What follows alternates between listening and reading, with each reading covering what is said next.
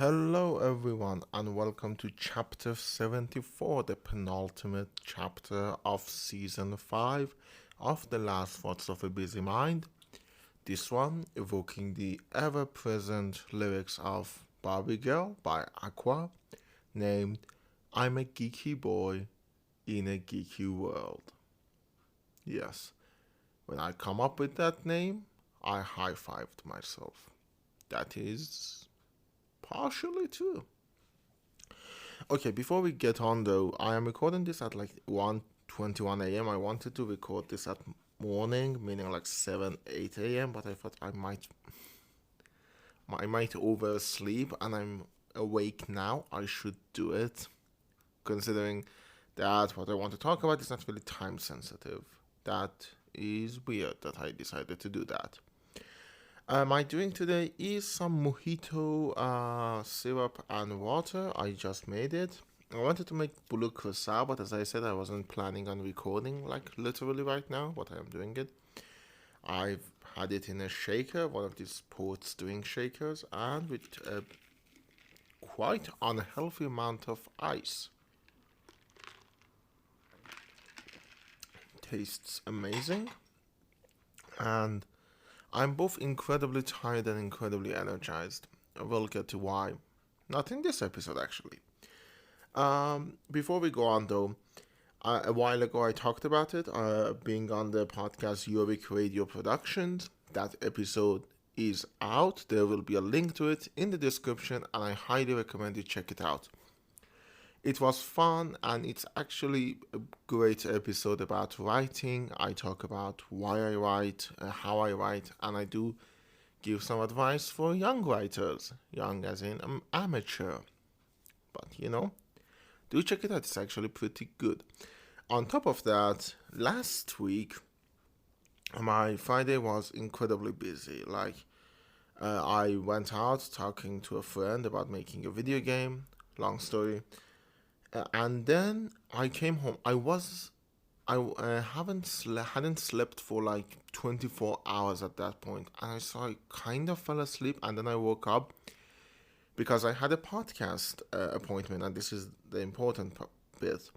It was All Ages of Geek podcasts, and I'm gonna put a link to the website in the description, and I can't really recommend you check it out enough. It was incredibly fun. I kind of had internet problems, and it was a mess to get into the interview, but even though I was like ready to just fall down like a sack of bricks and fall asleep, I didn't. I was actually quite energized while I was talking. That's the subject of this episode. I'm a geeky boy in a geeky world because I'm a nerd, I'm a geek. And you probably know that already. I keep saying geek, and it reminds me of because today we recorded an episode for Wait, I've Seen It Before, YSIP, about Nightmare Alley, and there's a geek in that means something else than what I mean. And it kind of messing with my head. As I said, I am both energized and tired right now. It's exactly like how I was last week when I was recording that, though that was like 8 p.m. and I am like recording this at 1:24 a.m. And there aren't some new things though, some new news. I'm not gonna tell you until next week, which will be our final episode of the season, which we'll get to. Anyways, I was, as I said, incredibly tired, but what really sort of energized me was the fact that I started geeking out basically on a lot of the stuff. And it's a part of me that I tend to not give it enough attention, basically. There are a number of factors there. First of all, part of it is the pretension that you get from studying cinema. No. I'm not going to talk about I'm not going to geek out over Doctor Who or Lord of the Rings. No, I should geek out over Ingmar Bergman or Jean-Luc Godard. And by the way, I hate Godard. I don't hate Bergman. Bergman was good. But and there is that. So I'm like, oh, I can't geek out over media properties, and part of it is the cynicism of it. The second part actually is the cynicism of it that I don't want to, in the sense that, oh, why would I? My identity is not intertwined with these media properties, so I don't want to just define myself as, oh, I'm a geek and that's it. And I know the fact that I feel so energized when I geek out speak to a deep emotional problem, probably some deep sociological problem. I don't know. I'm not a sociologist, and it's actually something that I would like to get into. But the thing is, when I went there and I sort of sleep deprivation was certainly a part of it. I left out every filter in my head and I started geeking out. I geeked out about Lord of the Rings, about Doctor Who, about Star Trek, and the host of the podcast was incredible. Like, she sort of went with me. What do you call it? What do you say? What's the adjective? Step by step? No. Went alongside me, like at the same pace as me, just talking about all of this amazing geeky stuff. And there were other stuff. We talked about movies. I talked about my work, all of that. But the part that it's ingrained in my memory is the geeking out over like Doctor Who. Like, who is your favorite Doctor? Why is that? What do you think about the new Doctor, which is Jodie Whittaker still? What do you think? Like, why do you like that Doctor? What's the deal with that Doctor? And it's kind of pointless in a grand scheme of things. It's like, oh, the world is burning, and you're talking about Doctor Who, and sometimes to say that, I think sometimes you should, honestly, because the world is burning, and the scope is so much bigger than you in everything, and so sometimes you just need to talk about the stuff that you like. And I know the fact that the stuff that you like is uh, intellectual property and IP is disheartening, because you realize, oh, it's a corporation world, capitalism, all of that, all of the good stuff. So it's like, I know that even that, when you think about it, can be disheartening and demoralizing. But on top of that, I think there's sometimes you just have to have fun, because I love Doctor Who. I know there are problems with it, not just story problems. Like, there are problems with how it's presented, with how it's distributed, with how it's told. There are ideological problems with it. There are ideological concepts that are not really welcome in Doctor Who and shouldn't be there, but there are still are. I'm gonna take a sip of my drink.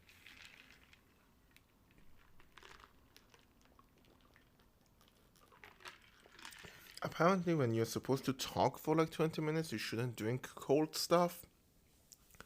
But the weather is hot enough as it is. I'm not gonna drink something hot. That's for fucking sure. I know some people say that that's actually have an inverse effect. Like, if you drink really hot stuff, the heat of your body will be radiating. I don't know what you call it in English, but the heat from inside your body will travel. You'll become hotter than the weather, and so that will make you feel cold. I don't care. I'm not gonna drink fucking tea. So I know that, and believe me, when I think about that, that is also demoralizing. Again, it doesn't feel good that so much of my life is tied up with intellectual properties, with movies, with movie studios that I hate, but they basically have me in their clutches. And if I feel like that all the time, I will shut down. And that's why I think part of me just wanted this. Like, I was happy. I was going to talk about Lord of the Rings and not about the effects that the movies had on the New Zealand economy and the Hobbit movies. I was going to talk about just let the story have problems, and the story, this part of the story was very cool, and this part of it wasn't very cool. And same with Doctor Who. Because honestly, at some points you kind of get tired, and that's the worst part of it. Because when you get tired, that's when you either go to the route of fuck it, which is not a good route to go to, or you just forget about it, or you just shut down, and the abundance of depression will fucking ruin your life. So yeah, I do know all of that, and that's the reason I don't usually geek out over this stuff. But I want to geek out every once in a while. I want to look at some intellectual properties and say, okay, I'm gonna put everything aside.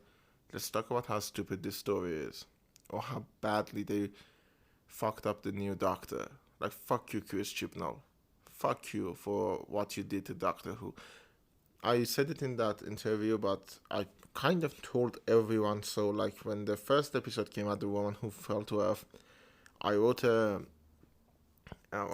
essay, a review that had an essay in it talking about this is the same shit that happened with Star Trek. I named it Doctor Who Discovery. That's a great name. I probably will steal that at some point.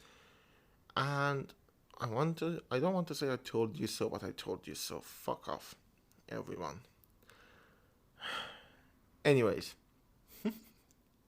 you see, these stuff are fun. I like to do this every once in a while because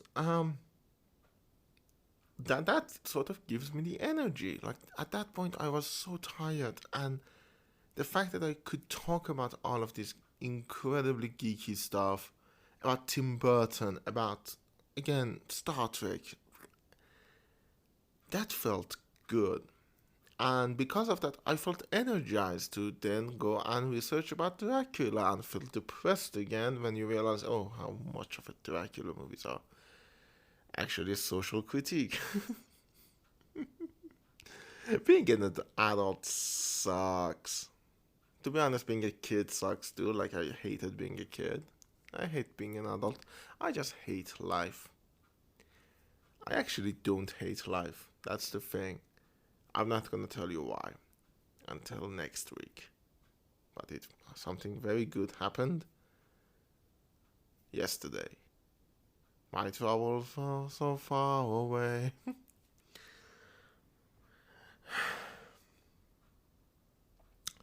Anyways, I'm a geeky boy in a geeky world. And that's that that felt, again, I'm a geek basically, and when you find people like me probably know this. I did an episode in the last season.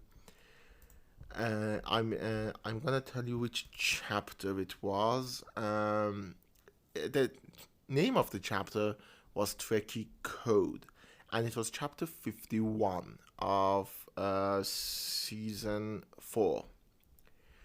And I talked about Star Trek, and I talked about how one of my friends listened to me and went and saw Star Trek, and how good it felt to witness that.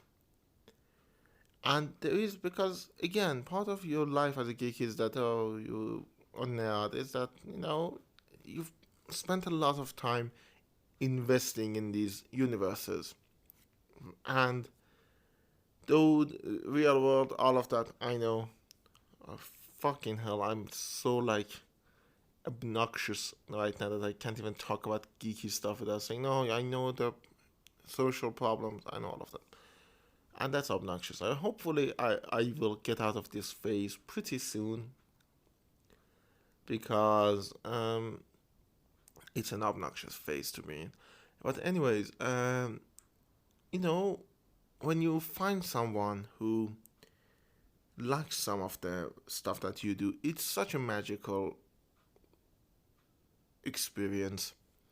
I remember one of my friends, I met him over BoJack Horseman. Like I showed the picture, I said, "Oh, it looks like this other show." And I'm like, "Oh, I haven't seen that other show, but BoJack Horseman." I said, "No, I've seen it." And I'm like, "Oh, that's so cool." We became friends after that. Or I've said it before on the Monty Python episode of Yasp, which was in season 2. And I said that, the greatest thing about Monty Python is that you become part of a cult in it. Again, it's a fandom thing that you get into it, and you can find people who you at least share your sense of humor by saying that, what, the curtains? No, not the curtains. Which, for those of you who know what that is from, good on you. You are great. You are a great service to the world. Keep at it. But yeah, the feeling was so good that it actually charged my week. Then on Saturday, something else happened that charged the rest of the week. Then Sunday and Monday was very kind of uneventful. I watched Manchester by the Sea again, and then I watched the new Batman. Do I have time? I don't want to go on a rant about it, especially since we just recorded a voice on it, and I think I've said enough about Batman for one day. And I've written a whole thing about it on Letterboxd too, which I'm gonna write here that in my notes that I should put a link to it in the description. Go and follow my Letterboxd, read a bunch of my reviews, and I haven't put all of the movies I've seen on it because my plan is to rewatch a whole lot of them, and I want to write a review for every movie that I put into this account. And so yeah, it's probably, I don't know, around, I don't think it's even 200 movies, because I've reduced the number of movies I watch quite drastically in the past couple of years.